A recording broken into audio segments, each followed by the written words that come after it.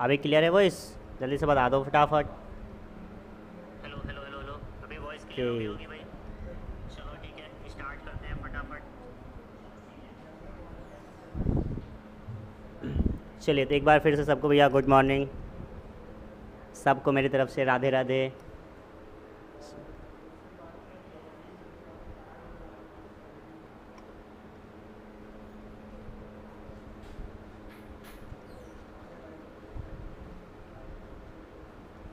ठीक है, फर्स्ट वाले चेन में होगा।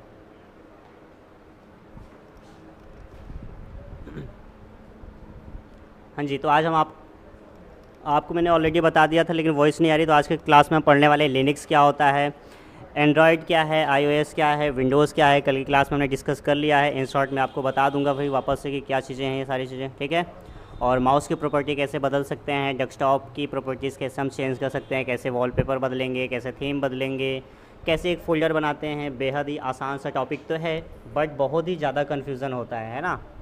तो आज की क्लास में ये सारी चीज़ें हम डिस्कस करने वाले हैं। चलिए, अब स्टार्ट करते हैं एंड्रॉयड से कि एंड्रॉयड है क्या। तो कल की क्लास में भी मैंने आपको डिस्कस कर दिया था, फिर भी एक बार एक्सप्लेन कर दे रहा हूँ। एंड्रॉयड आपका एक ऐसा ऑपरेटिंग सिस्टम है, ओपन सोर्स ऑपरेटिंग सिस्टम, जो कि मोबाइल फ़ोन यूज़र्स के लिए होता है। ठीक है, जैसे आपका विंडोज़ होता है डेस्कटॉप के लिए, पीसीज़ के लिए, वैसे आपका मोबाइल फ़ोन के लिए होता है एंड्रॉयड। तो Android is an open source mobile operating system developed by Google. Google के द्वारा इसको बनाया जाता है। मेनली यूज इन स्मार्टफोन, ये स्मार्टफोन में यूज़ किया जाता है और टैबलेट्स में यूज़ किया जाता है। ये मिलियंस ऑफ मोबाइल ऐप्स को सपोर्ट करता है। एग्जांपल के तौर पे एंड्रॉयड 12, एंड्रॉयड 13, एंड्रॉयड 11, ये सारे इसके एग्जांपल्स होते हैं। ठीक है, अब ऐसे आपकी iOS की अगर हम बात कर लेते हैं भाई, तो iOS क्या होता है, जो कि एप्पल फ़ोन में सपोर्ट करता है ना, आईफोन वगैरह में जो सपोर्ट करता है, ऐसा ऑपरेटिंग सिस्टम।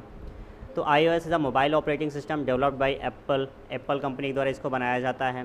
ये यूज़ किया जाता है exclusively in Apple devices, like आपका आईफोन हो गया या फिर आपका आईपैड हो गया। क्लियर है? ये जाना जाता है अपने सिक्योरिटी के लिए भाई, क्योंकि हाईली सिक्योर होता है ये, और अपने स्मूथ परफॉर्मेंस के लिए। इन सब चीज़ों के लिए भाई आपका ये ऑपरेटिंग सिस्टम जाना जाता है। इसके बाद हम बात कर लेते हैं भाई विंडोज़ की। तो विंडोज़ आपके ऐसे ऑपरेटिंग सिस्टम्स हैं, ऐसे सॉफ्टवेयर हैं जो कि लैपटॉप और आपके डेस्कटॉप में यूज़ किया जाता है। उम्मीद करता हूँ कि इतना समझ में आ गया होगा सबको। हम्म। तो आगे हम सबसे पहले लिनक्स के बारे में पढ़ लेते हैं भाई। तो किधर गया हमारा लिनक्स, एक मिनट। हम्म,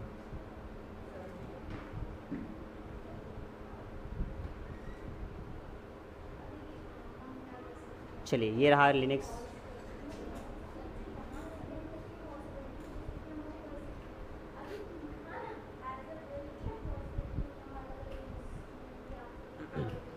चलिए, तो लिनक्स के बारे में हम यहाँ पे पढ़ने वाले हैं।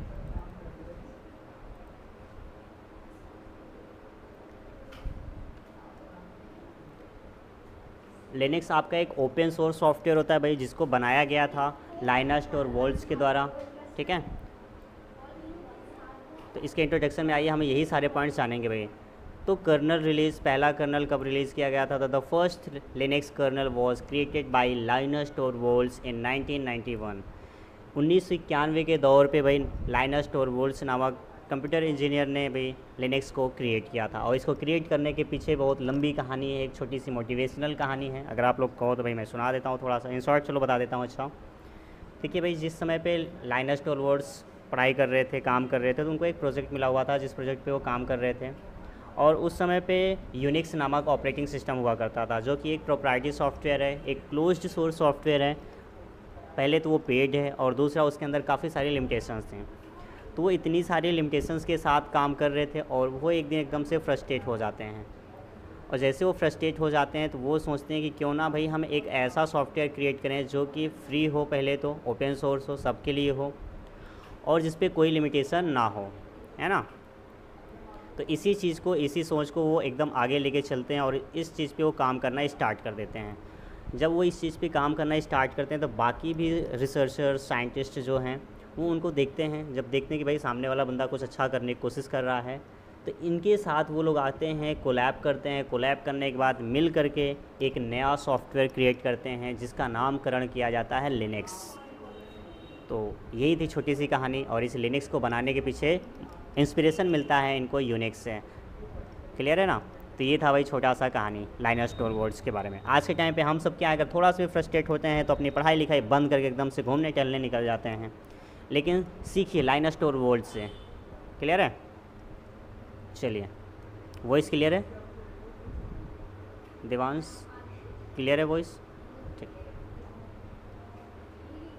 चलिए भाई, तो आगे बढ़ते हैं, इसी सिलसिले को आगे बढ़ाते हैं। तो अब हम बात कर लेते हैं इसके फुल फॉर्म के।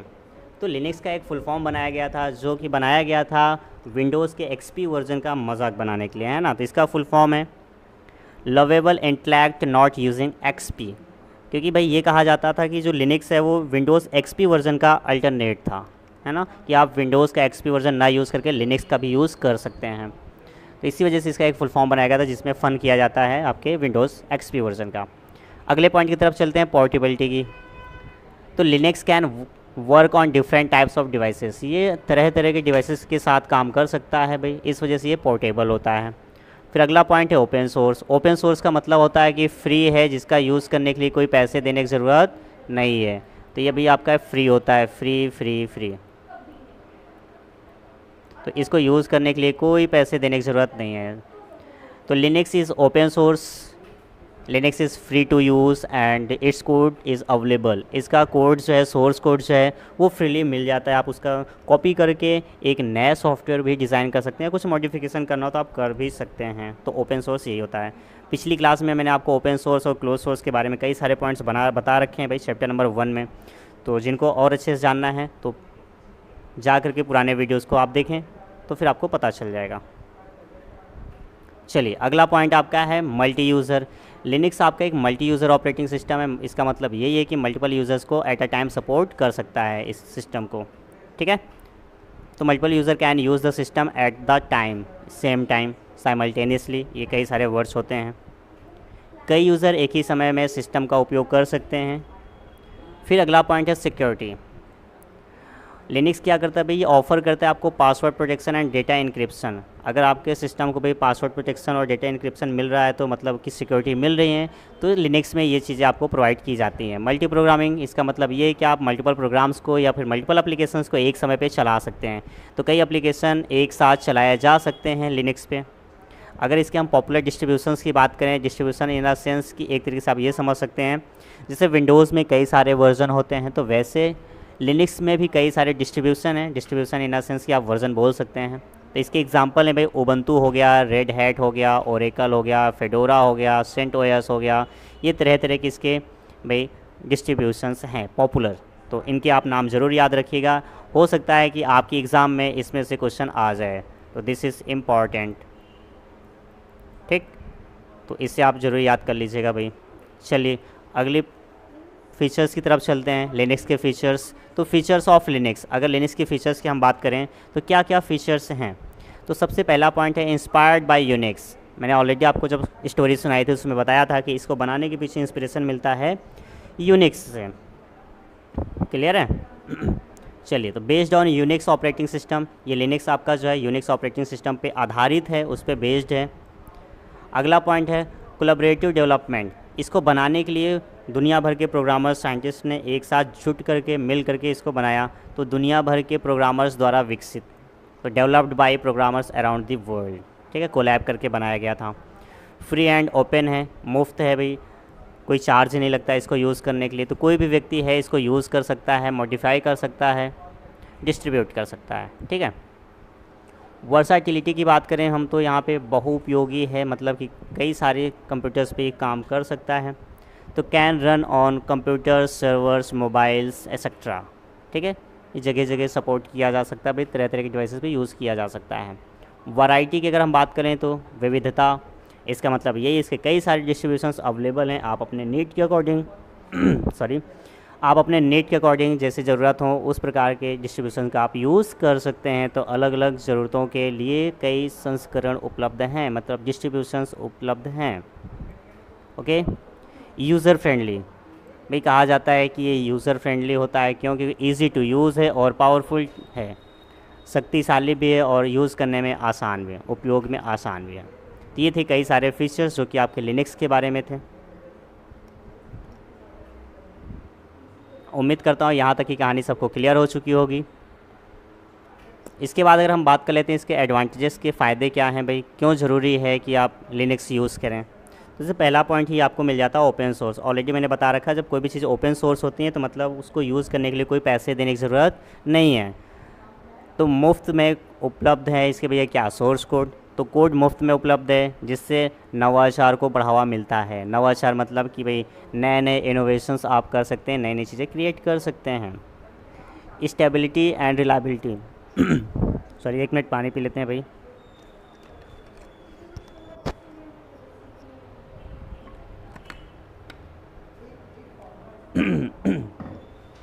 चलिए, तो भाई यहाँ पे स्टेबिलिटी की बात कर लेते हैं और रिलायबिलिटी की अगर हम बात करें तो स्थिरता और विश्वसनीयता की बात करें अगर, तो इसमें इस सिस्टम्स में, इसके ऑपरेटिंग सिस्टम्स में ना के बराबर बहुत कम ही क्रैशेस होते हैं और ये लंबे समय तक चलता है। इस वजह से ये रिलायबल है और स्टेबल है। अगला पॉइंट आपका है सिक्योरिटी। ऑलरेडी आपको पता है कि ये भाई एक पासवर्ड प्रोटेक्शन और इंक्रिप्शन वाली चीज़ें प्रोवाइड करता है, तो इसलिए सिक्योर है, इस वजह से हम इसको यूज़ कर सकते हैं। तो strong password and encryption systems, मजबूत पासवर्ड और इंक्रिप्शन प्रणाली का पे काम करता है। कॉस्ट इफ़ेक्टिव है, कम लागत वाला सिस्टम है ये, है ना, ऑपरेटिंग सिस्टम।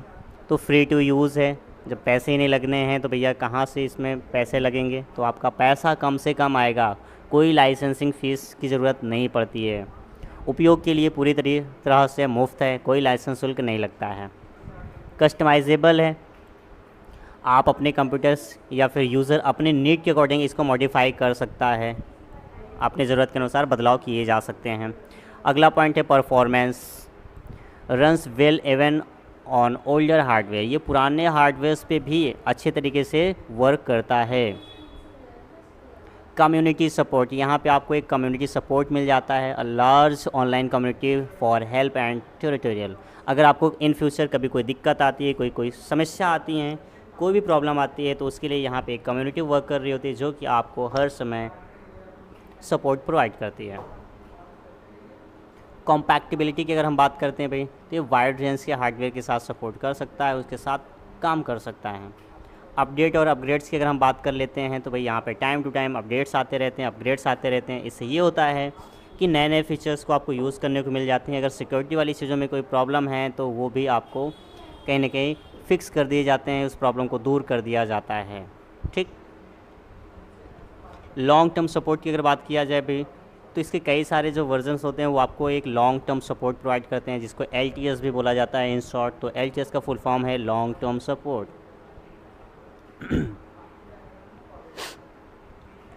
अगला पॉइंट आपका है डिसएडवांटेजेस। तो इनके क्या डिसएडवांटेजेस हैं, क्या नुकसान है भाई, अगर हम लिनक्स को यूज़ करते हैं तो क्या नुकसान है। तो आइए देख लेते हैं। सबसे पहला पॉइंट है लिमिटेड एप्लीकेशन सपोर्ट। अब अगर सोचिए अगर आपके अंदर एक कमी मिल जाती है तो दुनिया आपको बहुत ज़्यादा गालियाँ बकती है भैया कि ये बंदा ख़राब है, भले आप में 1000 अच्छाइयाँ क्यों ना हो। तो वैसे ही लिनक्स में इतनी अच्छाइयाँ होने के बावजूद अगर इसके अंदर कुछ एप्लीकेशंस हैं जो नहीं वर्क कर पाते हैं अच्छे तरीके से, तो मतलब कि इसके अंदर कमी है।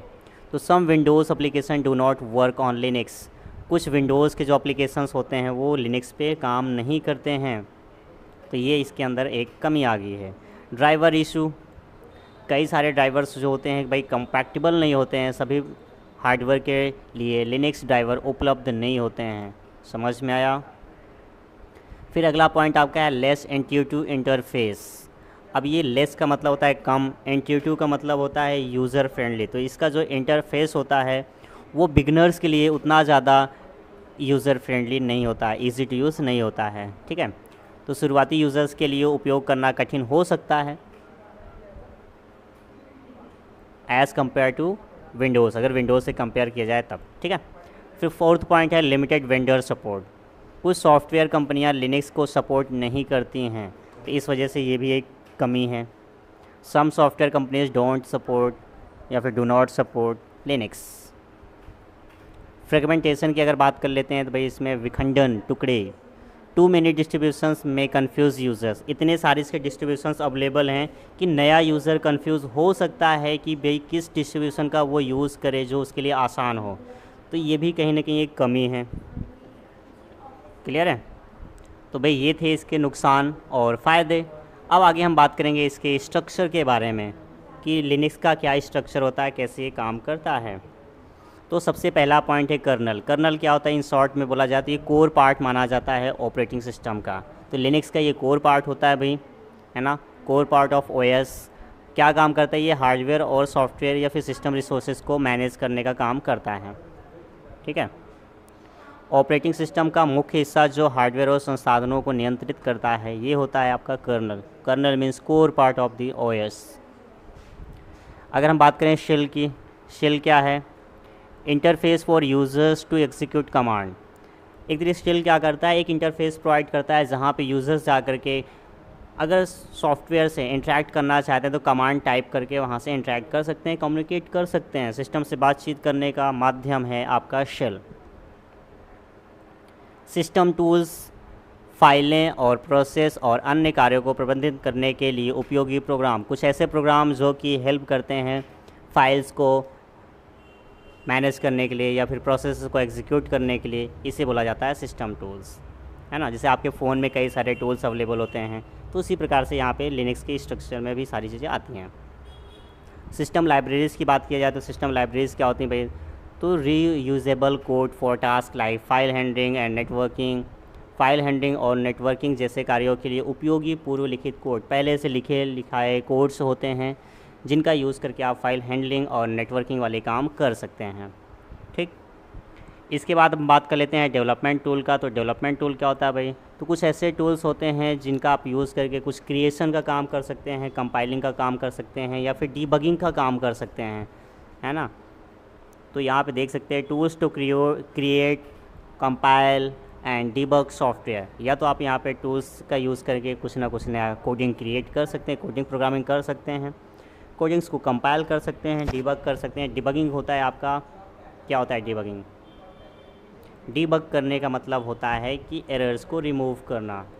बग मतलब होता है एरर और आपका डीबग मतलब होता है एरर को रिमूव करना। एरर रिमूविंग ही कहलाता है आपका डीबगिंग। टिंग डिंग। ठीक। तो ये हो गया आपका एरर रिमूविंग, डीबगिंग कहलाएगा। ठीक है।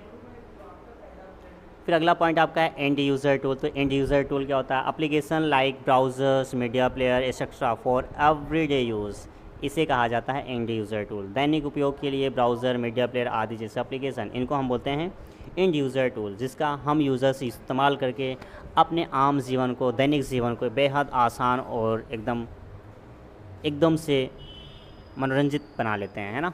ठीक। तो ये थे भाई आपके लिनक्स के बारे में, लिनक्स के कुछ स्ट्रक्चर्स, एडवांटेज, डिसएडवांटेज।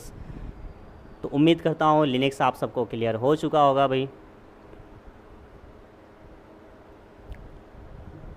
ठीक है। कल हमने GUI और CUI CLI के बारे में पढ़ रखा था, इसमें कोई दिक्कत तो नहीं होनी चाहिए किसी को भी भाई। आगे पढ़ लेते हैं और भी चीज़ें डिस्कस कर लेते हैं यहाँ पे फटाफट। मैंने आपको टास्क बार के बारे में बता दिया था कल, आइकन्स के बारे में बता दिया था, शॉर्टकट बता दिया था, कैसे किसी एप्लीकेशन को रन करवाते हैं ये भी हमने आपको बता दिया था।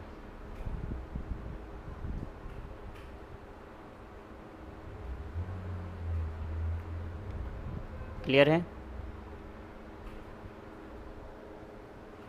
तो चलिए 1 मिनट देख लेते हैं पहले इसमें क्या चीज़ें और थ्योरी में रह जाती हैं, फिर इसके बाद सीधे हम थोड़ा सा कैसे फ़ोल्डर बनाएंगे, कैसे फ़ाइल को क्रिएट करेंगे, इन सब चीज़ों को क्रिएट करेंगे, पढ़ेंगे।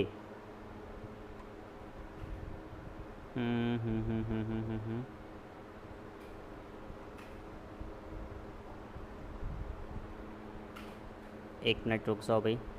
तो फटाफट यहाँ से हम ओपन करके देख लेते हैं। पहले तो कुछ चीज़ें हैं जो कि रह गई हैं, मैं आपको बता देता हूँ। 1 minute wait for a minute.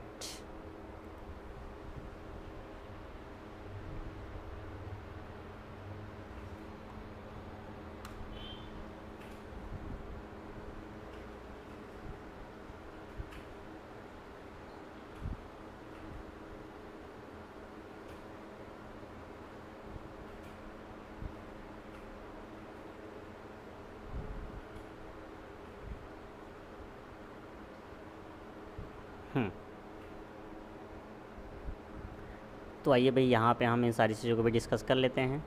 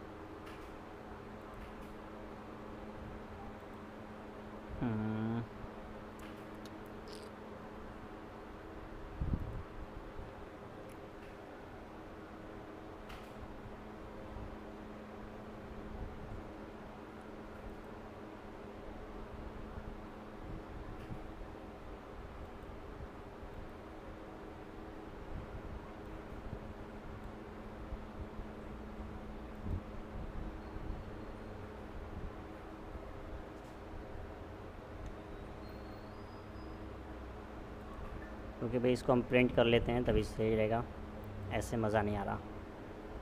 तो इस फाइल को पहले कर लेते हैं सेव।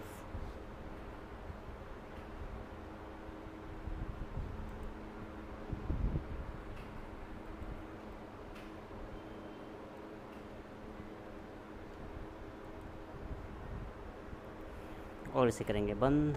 हम आएंगे यहाँ पे, डबल क्लिक करके कर लेंगे ओपन।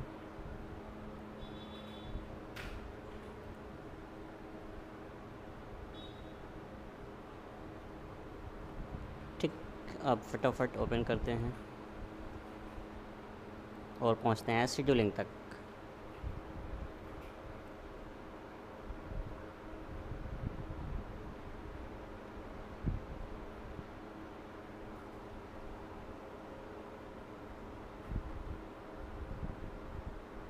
फाइल एक्सटेंशन अभी पढ़ लेते हैं, पहले इसको शेड्यूलिंग समझ लेते हैं।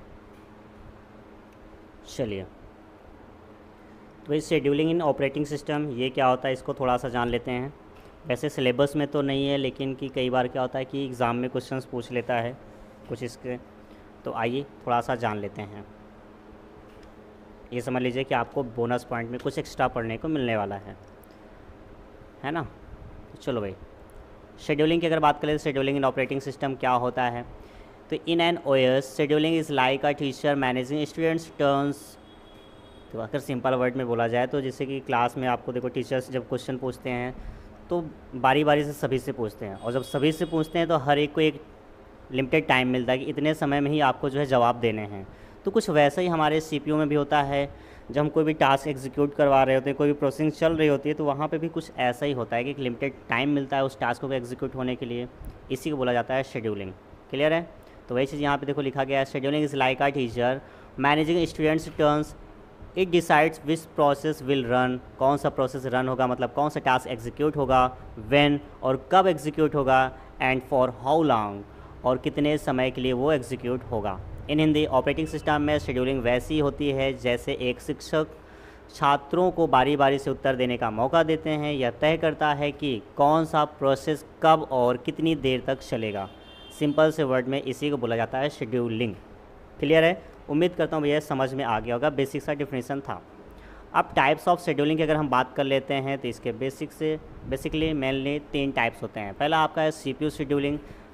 इसमें क्या होता है, यह तय करता है कि अगला सीपीयू किस प्रोसेस को मिलेगा, मतलब ये है कि अगला टास्क जो एग्जीक्यूट होगा वो कौन सा एग्जीक्यूट होगा। Decide which process get the CPU next. ठीक है। फिर अगला पॉइंट आपका है या फिर अगला टाइप है इनपुट आउटपुट शेड्यूलिंग। इसमें क्या होता है, manage input output device like printer and disk. Input output devices का प्रबंधन करता है जैसे प्रिंटर और डिस्क आदि इत्यादि। ठीक है। कि भाई जब कोई भी टास्क एग्जीक्यूट हो रहा होगा तो वहाँ पे हमारे डिवाइसेस को भी ज़रूरत पड़ता है, तो इन सब में से इस चीज़ को मैनेज करना है इनपुट आउटपुट शेड्यूलिंग कहलाता है। फिर आपका है प्रोसेस शेड्यूलिंग। ये कंट्रोल करता है कि जो आपका प्रोसेस चल रहा है वो कितनी देर तक चलेगा, है ना। Control execution of multiple process, एक साथ कई प्रोसेस को नियंत्रित करता है, इसे बोलते हैं प्रोसेस शेड्यूलिंग। तो 3 तरह के आपके शेड्यूलिंग होते हैं, समझ में आ गया होगा आपको। सिंपल है, सीपीयू शेड्यूलिंग में होता है कि अगला प्रोसेस कौन सा होगा जिसको सीपीयू मिलने वाला है, मतलब प्रोसेसर मिलने वाला है उस टास्क को एग्जीक्यूट करवाने के लिए। और एक ऐसा शेड्यूलिंग जिसमें इनपुट आउटपुट डिवाइसेस को मैनेज किया जाता है, उसे इनपुट आउटपुट शेड्यूलिंग बोला जाता है। प्रोसेस शेड्यूलिंग कई सारे जो प्रोसेस चल रहे होते हैं उसको कंट्रोल करना, एग्जीक्यूट करना ही कहलाता है प्रोसेस शेड्यूलिंग। अब अगला पॉइंट आपका है types of CPU scheduling algorithm. ये सीपीयू शेड्यूलिंग का एल्गोरिदम क्या है? एल्गोरिदम मतलब सिंपल सा रूल होता है भाई, कुछ बेसिक से रूल होते हैं, तो इनके बारे में हम जान लेते हैं कि क्या क्या बेसिक से रूल्स होते हैं हमारे सामने। तो आइए एक एक करके देख लेते हैं, थोड़ा सा जूम कर देता हूँ जिससे आपको प्रॉपर तरीके से विजिबल हो जाए। सबसे पहला है first come first serve, FCFS, पहले आओ पहले पाओ वाला हाल है। जिससे कि होता नहीं कि अगर टिकट काउंटर पे जाते हैं टिकट लेने के लिए, जो लाइन में पहले आता है उसी को पहले मिलता है। तो the first process is executed first, जो पहले प्रोसेस मिला होगा उसी को पहले एग्जीक्यूट किया जाएगा, तो जो पहले आता है वो पहले पाता है। इसी को बोलते हैं भाई first come first serve, FCFS, है ना। एग्जांपल देखो यहाँ पर दिया गया, जैसे टिकट काउंटर पे लाइन में पहले आया व्यक्ति पहले टिकट पाता है। फिर अगला पॉइंट आपका है या फिर अगला एल्गोरिदम है शॉर्टेस्ट जॉब नेक्स्ट, इसका शॉर्ट फॉर्म होता है SJN। इसमें क्या होता है, जो सबसे कम समय वाला प्रोसेस होता है वो पहले चलता है ना। जैसे आपको घर में या फिर आपके टीचर्स आपको होमवर्क देते हैं, तो आप क्या काम करते हो, जो छोटा सा होमवर्क होता है वो पहले कर लेते हो। या फिर अगर मम्मी ने कई सारे टास्क आपको बताए हैं तो आप वो टास्क पहले करोगे जो सबसे छोटा होगा, जिसमें कम से कम समय लगने वाला है। तो वैसे यहाँ पे भी होता है शॉर्टेस्ट टास्क रन फर्स्ट, कम समय वाला प्रोसेस पहले चलता है ना। फिर अगला है यार राउंड रॉबिन, RR मतलब यहाँ पे आपकी वो IPL वाली टीम राजस्थान रॉयल्स नहीं भाई, RR का मतलब होता है राउंड रॉबिन। इसमें क्या होता है कि हर प्रोसेस को एक निर्धारित समय के लिए CPU मिलता है। आप सोचो अगर आपके पास लिमिटेड रिसोर्सेज हैं तो उस पर आपको एक लिमिटेड समय के लिए वो चीज़ मिलेंगी, है ना। तो इसी प्रकार से हर एक प्रोसेस को एग्जीक्यूट करने के लिए जो CPU है वो लिमिटेड टाइम के लिए मिलता है, मतलब प्रोसेसर लिमिटेड टाइम के लिए ही मिल पाता है। तो each process get equal time slice, इसी को बोला जाता है। तो जिससे हर छात्र को टीचर्स इक्वल समय देते हैं अपने जवाब को देने के लिए। प्रायोरिटी शेड्यूलिंग, ये वर्ड तो आपको सुनते ही समझ में आ गया होगा। जो हाईएस्ट प्रायोरिटी होता है, जिसको ज़्यादा आप प्राथमिकता देते हैं, उसको पहले प्रोसेस किया जाता है ना। जैसे आपके जीवन में कई सारे आपके फ्रेंड्स होंगे, कुछ को आप अच्छे ज़्यादा मानते होंगे, जिनको आप ज़्यादा मानते हैं उनके एक कॉल पे आप भागे पहुंच जाओगे, या फिर कुछ भी वो बोलेंगे तो आप उनको ज़्यादा प्रायोरिटी देते हैं। तो वैसे यहाँ पे भी आपका जो प्रोसेसेस होते हैं, जो टास्क एग्जीक्यूट होते हैं, वहाँ पे जिनको हाईएस्ट प्रायोरिटी मतलब जो ज़्यादा इंपॉर्टेंट होते हैं उसको पहले एग्जीक्यूट करवाया जाता है। एग्ज़ाम्पल जैसे आपातकालीन में मरीज़ को पहले इलाज मिलता है। हाँ, जैसे कि अगर हॉस्पिटल्स में देखा जाए, अब डॉक्टर अगर एक ही है तो जो भाई ऐसा मरीज़ है जिसको अगर तुरंत के तुरंत इलाज नहीं किया जाए तो बेचारा ऊपर की तरफ जा सकता है, तो उसको पहले इलाज किया जाएगा। ठीक है, तो ये हो गया आपका प्रायोरिटी शेड्यूलिंग। फिर अगला पॉइंट है भाई मल्टी लेवल क्यू शेड्यूलिंग। ठीक है, जैसे आपके स्कूल्स में तरह तरह की क्लासेस होती हैं, है ना, तो वैसे यहाँ पे भी आपका होता है different queues for different types of process. अलग अलग प्रोसेस के लिए अलग अलग कतारें, मतलब अलग अलग यहाँ पे कतारें बोला जाए तो क्रम, है ना, क्यू में लगा दिया जाता है कई सारे प्रोग्राम्स को। तो इसे बोलते हैं multi level queue scheduling. Scheduling क्यों इम्पॉर्टेंट है, क्यों ज़रूरी है, इसके बारे में जान लेते हैं। तो पहला पॉइंट है, क्योंकि अभी तक आपको लगेगा ना सर आप क्यों पढ़ा रहे हो शेड्यूलिंग, जब ये है ही नहीं सिलेबस में। तो भाई देखो शेड्यूलिंग ज़रूरी क्यों है, सभी प्रोसेस को चलने का मौका मिलता है। All process get a chance, equal chance, आप ये समझ सकते हैं। फिर दूसरा पॉइंट है इम्प्रूव्स स्पीड एंड एफिशिएंसी। इसकी वजह से क्या होता है, स्पीड और एफिशिएंसी दोनों बढ़ती है। सपोर्ट्स मल्टीटास्किंग, मल्टीटास्किंग में भी मदद करता है ये आपका शेड्यूलिंग। क्लियर है, तो उम्मीद करता हूँ भैया ये शेड्यूलिंग आपको समझ में आ गया होगा। इसके बाद है कि कुछ बेसिक से कमांड्स होते हैं लिनक्स और यूनिक्स में या फिर डॉस और विंडोज़ में, जो कि यूज़ में आते रहते हैं। तो ये कुछ आपके बेसिक से कमांड्स हैं, इनको आप देख सकते हैं। वीडियो पॉज करके आप लोग इसका स्क्रीनशॉट भी कर सकते हैं। जैसे कमांड आपका LS है, तो LS से क्या होता है, लिस्ट फाइल एंड डायरेक्टरीज और फाइल को दिखाता है। जैसे आपका दूसरा कमांड है cd कमांड से क्या होता है, चेंज डायरेक्टरी को बदलता है। फिर है pwd शो करंट पाथ दिखाता है भाई। mkdir क्रिएट डायरेक्टरी को क्रिएट करता है।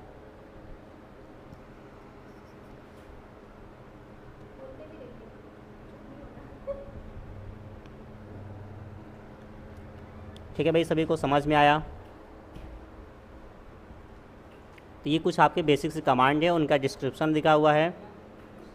इसका आप लोग स्क्रीनशॉट ले लीजिएगा। मैं थोड़ी देर के लिए आपको वीडियो रोक दे रहा हूँ और आप इसको एक बार रीड कर लीजिएगा। तरह तरह के कमांड्स हैं, कमांड के डिस्क्रिप्शन बगल में दिया गया है। उम्मीद करता हूँ इसका आपने स्क्रीनशॉट ले लिया होगा। तो मैं स्क्रॉल अप कर दे रहा हूँ और आप लोग वीडियो पॉज करके स्क्रीनशॉट कर लीजिएगा।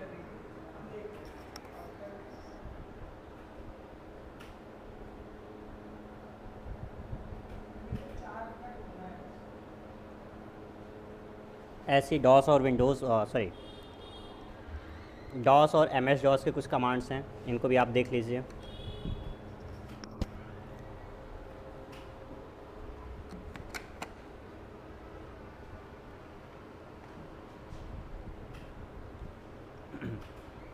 ठीक है, तो फटाफट इसका स्क्रीनशॉट कर लीजिएगा भाई आप लोग जो है। और इसके बाद हम यूनिक्स, लिनक्स और डॉस, विंडोज़ में कुछ अगर कंपैरिजन करना चाहें या डिफ्रेंशिएशन देखना चाहें तो देख सकते हैं। तो हमने सारी चीज़ें पढ़ ली, तो आइए डिफरेंस देख लेते हैं कि सब में क्या क्या अंतर हैं। तो फीचर्स एक तरफ है और एक तरफ आपका लिनक्स और यूनिक्स है, एक तरफ डॉस और MS डॉस है। तो आइए फटाफट देख लेते हैं भैया। केस सेंसिटिव की अगर हम बात करें तो जो आपका लिनक्स होता है वो केस सेंसिटिव कमांड्स पे काम करता है, लेकिन जो आपका डॉस या फिर MS डॉस होते हैं वो केस इनसेंसिटिव होते हैं, मतलब केस सेंसिटिव नहीं होते हैं। स्मॉल में लिखो आप या कैपिटल में लिखो, कुछ भी फ़र्क नहीं पड़ता, वो एग्जीक्यूट हो जाएगा। अगर मल्टी यूज़र की बात करें तो जो आपका लिनक्स या यूनिक्स है भैया वो सपोर्ट करता है मेनी यूज़र्स को एक समय पे, लेकिन जो आपके डॉस और MS डॉस होते हैं वो सिंगल यूज़र ही होते हैं। ठीक है, फिर इसके बाद बात कर लेते हैं मल्टीटास्किंग की। अगर हम बात करें तो जो आपका लिनक्स है वो मल्टीटास्किंग होता है, लेकिन जो आपका डॉस है वो मल्टीटास्किंग नहीं होता है। फाइल सिस्टम की अगर हम बात कर लेते हैं तो आपका जो लिनक्स होता है या फिर यूनिक्स होता है वहाँ पे हायरार्किकल फाइल सिस्टम होता है, मतलब एक सीक्वेंस होता है, हायरार्की होती है। और जो आपका डॉस होता है वहाँ पे ड्राइव लेटर्स होते हैं भैया, है ना, C drive, D drive, E drive, है ना, ऐसे करके। सिंटैक्स स्टाइल की अगर बात कर लिया जाए तो यूजेस यहाँ पे देखो भाई स्लैश का यूज़ किया जाता है फॉर ऑप्शंस के लिए, और यहाँ पे एक फॉरवर्ड स्लैश होता है, एक बैकवर्ड स्लैश होता है। तो फॉरवर्ड और बैकवर्ड स्लैश दोनों का यूज़ किया जाता है आपका डॉस में। तो ये था कुछ बेसिक सा डिफ्रेंशिएशन आपके लिनक्स, यूनिक्स और डॉस डॉस और MS डॉस के कमांड्स के बारे में। अब कुछ आपको मैं फ़ाइल एक्सटेंशन के बारे में बता देता हूँ भाई, जो कि इम्पॉर्टेंट है।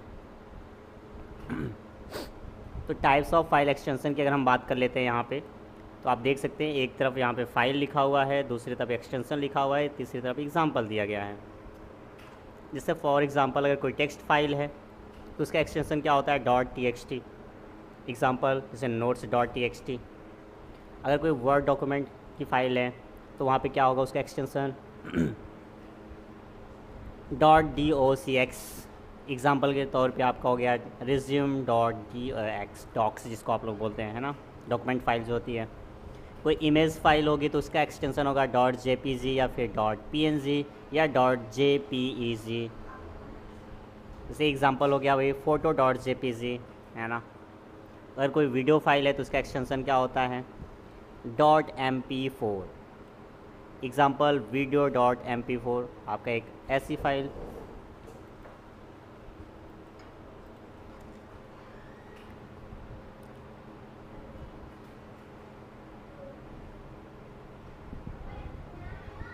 फिर अगला पॉइंट आपका भाई ऑडियो फाइल के लिए। अब देखो यहाँ पे ये तो सिलेक्ट नहीं हो रहा तो मैं इसको हाईलाइट नहीं कर पा रहा, इसे ड्रॉ कर दे रहा हूँ।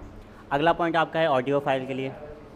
ऑडियो फाइल का अगर हम यहाँ पे एक्सटेंशन की बात करें तो फिर .mp3 होता है इसका एक्सटेंशन। एग्जांपल के तौर पे आप देख सकते हैं song.mp3, या जो भी आपका प्यारा सा सॉन्ग होगा उसके आगे आप ज़रूर देखते होंगे .mp3 लिखा रहता है। इसी से आप पहचानते हैं कि भाई म्यूज़िक फ़ाइल है। ठीक, अगर कोई PDF फाइल होती है तो उसका एक्सटेंसन होता है .pdf। PDF का फुल फॉर्म क्या होता है आप लोग ज़रूर कमेंट बॉक्स में बताइएगा। जिसको भी पता है देखते हैं सबसे पहले आंसर कौन देगा। एग्जाम्पल के तौर पे जैसे यहाँ पे आप देख सकते हैं फाइल .pdf के नाम से। अगर कोई एग्जीक्यूटेबल फाइल है भाई तो उसका एक्सटेंसन होगा .exe, setup.exe। तो ये थे भाई कुछ फाइल एक्सटेंसन जो कि इंपॉर्टेंट हैं, तो इसका भी स्क्रीनशॉट ले लीजिएगा क्योंकि आप लोग लिखते तो हो नहीं, सबसे बड़े आलसी आप लोग ही हो। तो लिखने वाले लिख लेंगे, जिनको नहीं लिखना है भाई, जो आलस्य दिखाते हैं, बहुत ही ज़्यादा लेज़ी हैं, वो क्या करेंगे, इसका स्क्रीनशॉट कर लेंगे, है ना। क्योंकि आपके अंदर एकदम भर भर के आलस्य आ जाता है। एक तो एकदम से आप लोग गले भर के खा लेते हो दबा करके ढेर सारा, फिर उसी से तकिया लगा के सब सो जाते हो, तो लिखने का मन कहाँ से करेगा। तो इसलिए जिनको नहीं लिखना वो स्क्रीनशॉट ले लेंगे और वीडियो पॉज करके। चलिए अब कुछ हम प्रैक्टिकल वाली चीज़ें कवर कर लेते हैं। फॉर एग्ज़ाम्पल क्या, तो सबसे पहले हम बात कर लेते हैं, इससे देखो मैं कर रहा हूँ क्लोज़।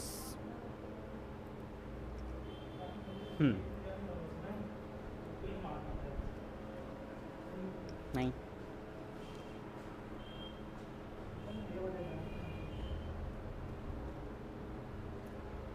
तो भाई देखो कि हम अभी आ चुके हैं अपने डेस्कटॉप के विंडो पे, और हमारे बीच में आपके फेवरेट टीचर हमारे कार्डियोलॉजिस्ट सर आ चुके हैं, अमित सर, जो कि हमारे कंप्यूटर इंजीनियर हैं। अगर क्लास में किसी को कोई भी दिक्कत आए तो हमारे अमित सर से संपर्क करें।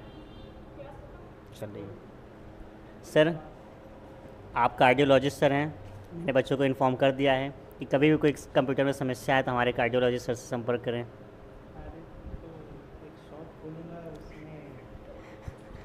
देखो भाई, कंप्यूटर्स के कार्डियोलॉजिस्ट तो हमारे अमित सर ही हैं। अगर कोई दुख तकलीफ़ होती है कंप्यूटर को तो हमारे अमित सर ही उसको ठीक कर पाते हैं।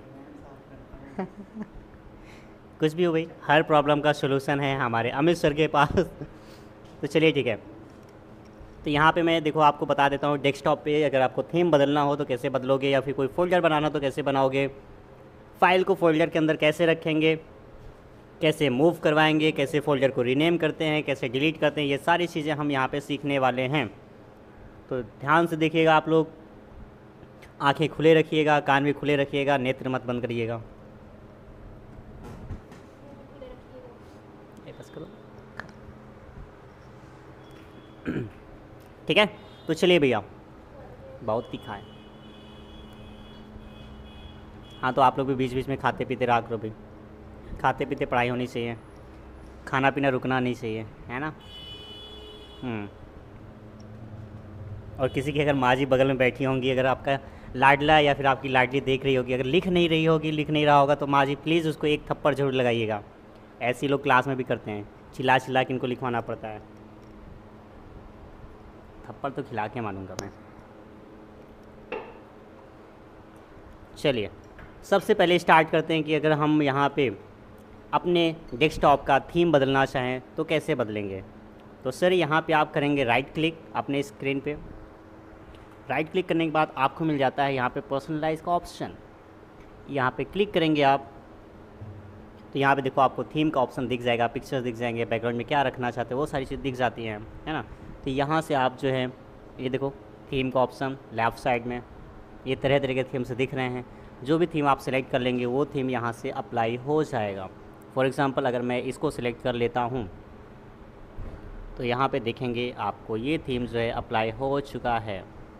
देखिए लग गया बढ़िया से, है ना। तो इस प्रकार से आप अपने डेस्कटॉप की थीम को बदल सकते हैं। बस वापस से हम पर्सनलाइज पे जाएंगे और यहाँ पे हम अपना भाई पुराना वाला पिक्चर ही लगा देते हैं, अच्छा था वो, तो हमने ये लगा दिया है। इसी के साथ साथ अगर आप फ़ॉन्ट चेंज करना चाहते हैं तो फ़ॉन्ट वाले ऑप्शन में जाएंगे, तरह तरह के आपको फ़ॉन्ट्स मिल जाते हैं, यहाँ से चेंज कर सकते हैं। बैकग्राउंड को आप यहाँ से एडजस्ट कर सकते हैं, मैंने आपको बता ही दिया है। टास्क बार अगर आप मैनेज करना चाहते हैं तो यहाँ से आप मैनेज कर सकते हैं। तो देख सकते हैं जो आपको ऑटोमेटिकली हाइड हो जाता है टास्क बार, उसको अगर ऑन ऑफ करना चाहते हैं तो कर सकते हैं। जैसे यहाँ पे देखो ऑटोमेटिक हाइड नहीं होता है, अगर इसे मैं ऑन कर देता हूँ तो अब देखिए जैसे मैं नीचे जाऊँगा तो टास्क बार दिखेगा और जैसे ऊपर आ जाऊँगा तो टास्क बार हाइड हो जाएगा। ये होता है टास्क बार को हाइड करना और शो करवाना, ठीक है। तो ये सारी चीज़ें हैं, तो इसे मैं वापस से नॉर्मल कर लेता हूँ। तो ये था भाई बेसिकली आप अपने डेस्कटॉप के थीम्स वगैरह चेंज कर सकते हैं। फिर बात कर लेते हैं अगर इस टास्क बार की, तो हम टास्क बार पे अगर आके राइट क्लिक करते हैं तो यहाँ पे टास्क बार से रिलेटेड प्रॉपर्टीज़ आपको मिल जाएंगे। और अगर आपने टास्क बार या फिर आपका टास्क बार गलती से ऊपर चला जाए, राइट में चला जाए, लेफ़्ट में चला जाए, तो इसको आप सही भी कर सकते हैं। कैसे? पहले तो इसको अनलॉक करना पड़ेगा आपको। अच्छा, एक मिनट, ये बता दीजिए क्या आपको सारे ऑप्शन दिख रहे हैं प्रॉपर तरीके से? एक बार मैं चेक कर ले रहा हूँ भाई।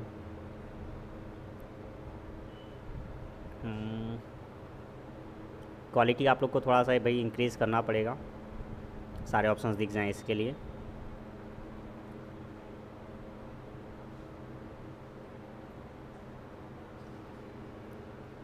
चलिए, नहीं दिख रहा तो इसके लिए हम एक काम कर सकते हैं। Wait wait wait wait wait wait wait wait तो सबसे पहले हम थोड़ा सा स्क्रीन को जूम कर लेते हैं। तो हम जाएंगे डिस्प्ले सेटिंग में और यहाँ से बढ़ा देंगे हम साइज़ को।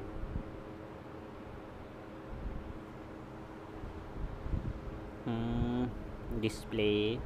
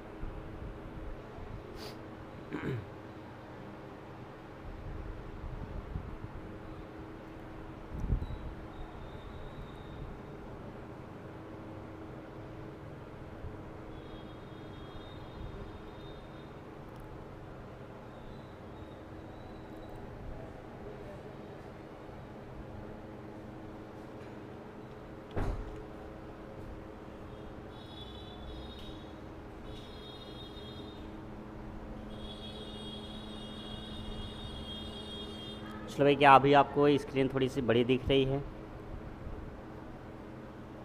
उम्मीद करता हूँ दिख रही होगी भाई। चेक कर लेते हैं। चलिए ठीक है, आप ठीक है। हाँ, तो आपको बता रहा था भाई कि अगर आपका ये टास्क बार जो है इधर उधर हो जाता है, इसको सही कर सकते हैं आप। टास्क बार पे जाएंगे, राइट क्लिक करेंगे, पहले इसको जो है लॉक टास्क बार को अनलॉक करेंगे हम। अनलॉक करने के बाद इसको आप उठा के राइट में रख सकते हैं, राइट से इसको लेफ़्ट में ला सकते हैं। देखिए आपका टास्क बार जो है राइट साइड में पहुंच चुका है। अब इसी प्रकार से अगर आप इसको चाहें तो ऊपर रख सकते हैं टॉप में, बस लेफ़्ट क्लिक करके रखना है, होल्ड करके रखना है, और आप इसको ड्रैग करेंगे तो लेफ़्ट राइट टॉप बॉटम कहीं पे घुमा सकते हैं। और वापस से नॉर्मल करने के लिए ला करके आप एकदम बॉटम में रख दीजिएगा। इतना करने के बाद आप वापस से इसको क्या कर देंगे, लॉक कर देंगे, जिससे कि कोई इसको इधर उधर कर ना सके। तो हमने यहाँ पे देखो अपने टास्क बार को कर दिया है लॉक। ठीक है, अगर हम टास्क मैनेजर में जाते हैं भाई, तो यहाँ पे आपको ये दिखाएगा कि क्या क्या टास्क आपके सिस्टम में रन हो रहे हैं। से यहाँ पे देखो कौन कौन से प्रोग्राम फाइल मैंने ओपन कर रखी है, ये सारी चीज़ें यहाँ पे दिखाई पड़ रही हैं। ठीक है ना, तो ये सारी चीज़ें आप यहाँ से टास्क मैनेजर में जा कर के देख सकते हैं। परफॉर्मेंस में जा करके आप देख सकते हैं अपने सिस्टम के परफॉर्मेंस के बारे में, इसको आप ट्रैक कर सकते हैं। कई सारी चीज़ें हैं, ऐप हिस्ट्री में आप जाके देख सकते हैं कौन कौन से ऐप्स हैं जो यूज़ हो रहे हैं, है ना। कई सारी चीज़ें, यूज़र्स में जाएंगे तो आपको यूज़र्स की डिटेल मिल जाएंगी, तो ये सारी चीज़ें मिल जाती हैं आपको टास्क बार में। तो इस कई सारी चीज़ें होती हैं। अब बात कर लेते हैं कैसे एक फ़ोल्डर क्रिएट करेंगे और उस फोल्डर के अंदर हम कैसे कोई भी फाइल को स्टोर करवाएंगे। तो देखो, इस जहाँ पे भी फ़ोल्डर क्रिएट करना है वहाँ पे राइट क्लिक करेंगे। मान लीजिए मुझे डेस्कटॉप पे एक फ़ोल्डर क्रिएट करना है, तो मैं राइट क्लिक करूँगा।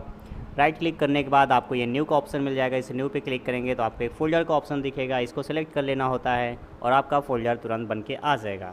अब इस फोल्डर के अंदर जाएंगे हम तो कुछ भी नहीं मिलेगा, दिस फोल्डर इज़ एम्प्टी, ये आपको शो करेगा। क्यों शो करेगा? क्योंकि भाई यहाँ पे क्या है, अभी हमने कोई फ़ाइल सेव ही नहीं किया है। तो अब इसके अंदर अगर कोई फ़ाइल लेके आनी है तो हम डायरेक्टली या तो सेव करवा सकते हैं या फिर वहाँ से कोई भी चीज़ को कॉपी करके लाके हम पेस्ट कर सकते हैं। फॉर एग्ज़ाम्पल मैं यहाँ से जाता हूँ, इस फाइल को यहाँ पे सिलेक्ट किया, राइट क्लिक किया। देखो दो काम आप कर सकते हो, डायरेक्ट मूव करवाना हो तो आप कट कर सकते हैं और डुप्लीकेट बनाना चाहते हैं तो आप कॉपी करेंगे। तो मैं मान लीजिए यहाँ से कॉपी कर लेता हूँ। ये कॉपी किया, कॉपी करने के बाद हम आ जाते हैं बैक आने के बाद हम अपनी इस फाइल पे आएंगे, अपने फ़ोल्डर में आएंगे सॉरी, और यहाँ पे आगे इसको कर देंगे पेस्ट। अब देखिए हमारे फ़ोल्डर के अंदर एक फ़ाइल आ चुकी है। तो इस प्रकार से आप अपने फ़ोल्डर में कोई फ़ाइल मूव करवा सकते हैं, कॉपी पेस्ट कर सकते हैं। ठीक, अब अपने फ़ोल्डर को आप चेक करेंगे भाई, तो इसके अंदर आपको एक फ़ाइल दिखाई पड़ेगी, ये रही बाइलिंगुअल 02 के नाम से। ये आपका नोट्स है जिसे आप लोग पढ़ रहे थे अभी तक। ठीक है, इसके बाद हम इसे कर देते हैं क्लोज़। अब मान लीजिए कि आपको इस फ़ोल्डर का करना है नामकरण दोबारा से, क्योंकि आपने जब फ़ोल्डर बनाया था तो न्यू फ़ोल्डर के नाम से बाय डिफ़ॉल्ट नाम हो गया, आपने नाम दिया नहीं उस समय पे। अब दोबारा से इसका नामकरण करना चाहते हैं तो क्या करेंगे भाई, अपने फ़ोल्डर को सिलेक्ट करेंगे। दो तरीके होते हैं, सिलेक्ट करने के बाद राइट क्लिक करेंगे, राइट क्लिक करने के बाद आपको नीचे आओगे आप भाई तो रीनेम का ऑप्शन मिलता है। इस पर क्लिक करके जैसे आप क्लिक करेंगे यहाँ पे देखो ये आपका टेक्स्ट सेलेक्ट हो चुका है। सिंपल आपको करना क्या है, जिस भी नाम से फ़ाइल सेव करना चाहते हैं वो नाम आप दे दीजिए। तो अपने फ़ोल्डर का नाम आप यहाँ पे टाइप कर देंगे भाई। ठीक है, अपने फ़ोल्डर का नाम, तो ये रहा देखो, और तुरंत बाहर क्लिक कर दीजिए आप या एंटर कर दीजिए, आपका फ़ोल्डर रीनेम हो जाएगा। ठीक है, दूसरा तरीका क्या है, आप अपने फ़ोल्डर को ऐसे लेफ़्ट क्लिक करके सिलेक्ट कर लेंगे और फंक्शन की F2 प्रेस करेंगे तो तुरंत ये रीनेम होने के लिए इनेबल हो जाएगा। तो यहाँ पे आप नाम लिख करके टाइप करके और एंटर बटन प्रेस कर देंगे तो ये रीनेम हो जाएगा। ठीक, तो ये था फ़ोल्डर बनाना। और फ़ोल्डर डिलीट करना है तो भाई इसे सिलेक्ट करेंगे और या तो डिलीट बटन प्रेस कर दीजिए या फिर यहाँ पे आप देखेंगे जो डिलीट का ऑप्शन मिल जाता है, जैसे आप राइट क्लिक करेंगे अपने फ़ोल्डर पे तो यहाँ पे जैसे आप क्लिक करेंगे तो आपका फ़ोल्डर क्या हो जाएगा, डिलीट हो जाएगा। तो डिलीट हम कर देते हैं। देखो भाई हमारा फ़ोल्डर डिलीट हो चुका है। अब गलती से डिलीट हुआ, वापस लाना है तो भाई हम जाएंगे अपने रिसाइकल बिन में। तो रिसाइकल बिन में हम जाएंगे तो यहाँ पे हम देखेंगे हमारा फ़ोल्डर क्या कहीं नज़र आ रहा है अपने नाम के नाम से भाई, जो हमने डिलीट किया हो। तो किधर पे है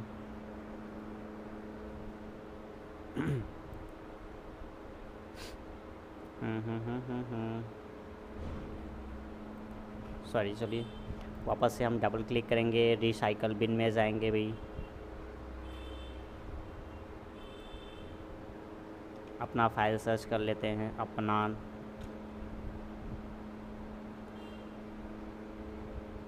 ये रहा अपने फ़ोल्डर का नाम। इसे सेलेक्ट किया हमने, यहाँ से इसको उठा के बाहर ला के रख लेंगे। ठीक है, या फिर सिलेक्ट करने के बाद आप रीस्टोर भी कर सकते हैं। इसको हमने यहाँ से क्लोज़ कर दिया, ये हमारा फ़ोल्डर वापस से आ चुका है। डबल क्लिक करके ओपन करेंगे, देखेंगे हमारी फ़ाइल भी यहाँ पे अवेलेबल है। तो ये था फ़ोल्डर को डिलीट करना, रीनेम करना और उसे वापस से रिकवर करना। अब मान लीजिए कि आप इसी फ़ोल्डर में कोई फ़ाइल सेव करवाना चाहते हैं तो कैसे सेव करवाएंगे, इस चीज़ के बारे में जान लेते हैं। तो मान लीजिए मैं यहाँ से भाई कोई भी एक फ़ाइल ओपन कर ले रहा हूँ। चलिए मान लीजिए हम पेंट ओपन कर लेते हैं।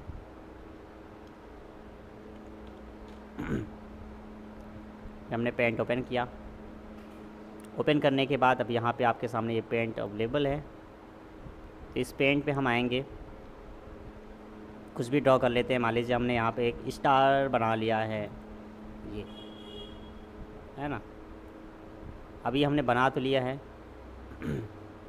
इसको एक प्यारा सा कलर भी दे देते हैं। तो कलर देने के लिए हम यहाँ से एक कलर सेलेक्ट कर लेंगे। चलो ये कलर सेलेक्ट कर लिया हमने, यहाँ से फिल कलर उठा लेंगे। ये हमने एक फ़ाइल बना ली है। अब इस फाइल को पहले से करेंगे सेव अपने फ़ोल्डर के अंदर। जाएंगे हम फाइल मेन्यू में और यहाँ पे सेव एज़ के इस्तेमाल करेंगे। अब यहाँ पे देखो सबसे पहले तो अपने फ़ोल्डर का लोकेशन देख लीजिए, हमने डेस्कटॉप पे बना रखा है तो हम डेस्कटॉप पे गए। अब हमारे नाम का फ़ोल्डर यहाँ पे दिखाई पड़ गया, इस पर हम डबल क्लिक करके इसको सिलेक्ट कर लेंगे और यहाँ पे फाइल का कर देंगे नाम लिखेंगे और सेव पे क्लिक कर देंगे। जैसे सेव पे क्लिक करेंगे, अच्छा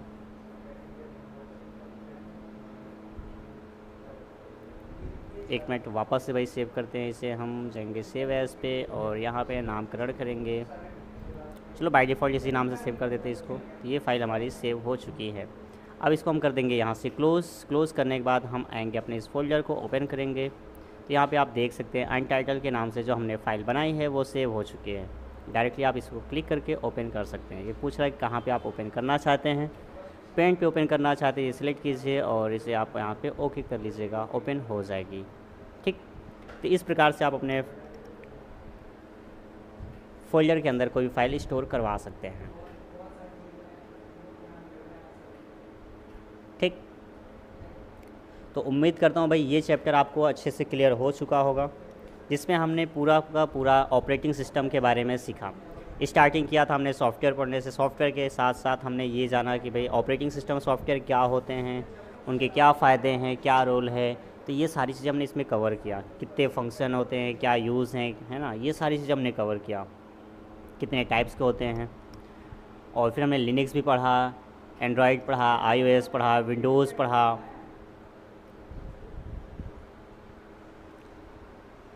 क्लियर है? चलिए ठीक है, चलो ठीक है भाई। तो आज की क्लास हम यहीं पे ख़त्म करते हैं। सबको मिलेंगे नेक्स्ट क्लास में मंडे को। तब तक के लिए सभी लोग पुराने वीडियोस को अगर आपने अभी नहीं देखे हैं तो एक बार जा करके देख डालिएगा, और रिवीजन करना चाहते हैं तो 2 की स्पीड में, 2x की स्पीड में, या फिर 1.75 की स्पीड में, जितनी स्पीड में भी आपको समझ में आती चीज़ें उसको जा करके एक बार रिकैप कर डालिएगा। और क्लास कैसी लगी आप लोग कमेंट बॉक्स में, क्लास ऐसे एंड हो जाएगी तो ज़रूर बताइएगा भाई, क्योंकि आप लोग का कमेंट से ही हमें मोटिवेशन मिलेगा, तो हम आगे और भी ऐसी क्लासेस आपके लिए लेके आते रहेंगे। मॉक टेस्ट या फिर नोट्स आपको चाहिए तो आप ऐप पे विज़िट कीजिएगा। ऐप का नाम है बघेल इंस्टीट्यूट के नाम से आपको ऐप मिल जाएगा। कहाँ मिलेगा?